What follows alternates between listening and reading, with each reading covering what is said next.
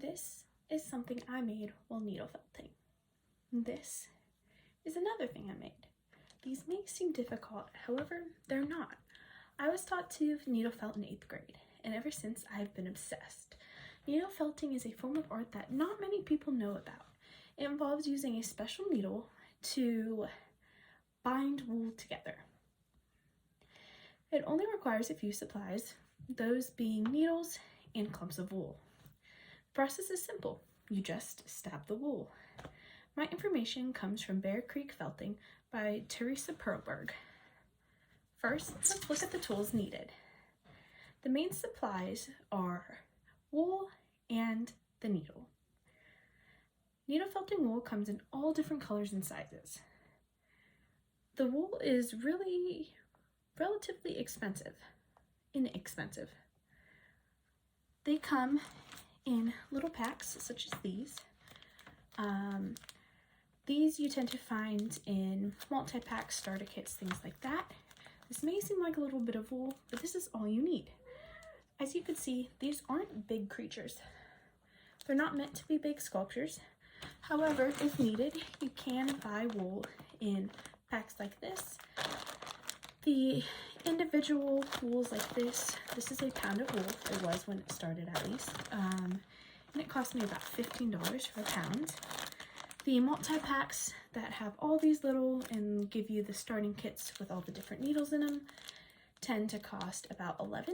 And then there are individual packs with less colors but more bulk to them. Those tend to range around $10. Next is the needles. The needles come in all different sizes. This one right here is considered small because of the length of it. The different sizes, as shown in the box here, we have a medium and a large.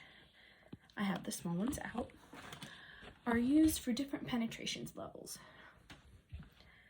Then you do have extra supplies, which were shown in my box here. There are shears in here, which you can use when you're done to trim your needle felting thing so that they're not fuzzy, as well as what they call a needle felting pillow. This one is made out of styrofoam. This came in the pack I originally got. However, any styrofoam works. Sometimes they also use like actual pillows. These form a base that you can sit your creation on to stab. Next, we will talk about the actual process. So this process is really simple. You take your wool, we'll start with wool. You take a clump of it, however big you're going to need to make whatever you're needing.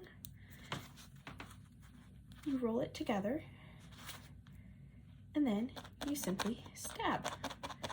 So by stabbing over and over again, it eventually starts binding the wool together. This is a little hard to see on camera, but it has started intertwining the fibers. Wool is the right consistency that when you stab it, it interlocks together. Eventually, you're going to get a shape. And then you can use thicker needles like the large and the medium to stab to lock shapes together. This is relatively easy.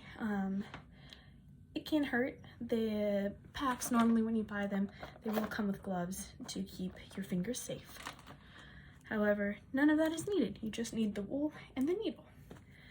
Finally, we are going to talk about the other forms of needle felting. The main one is called wet felting. So it requires the same materials. You can use a needle, however, most people don't tend to.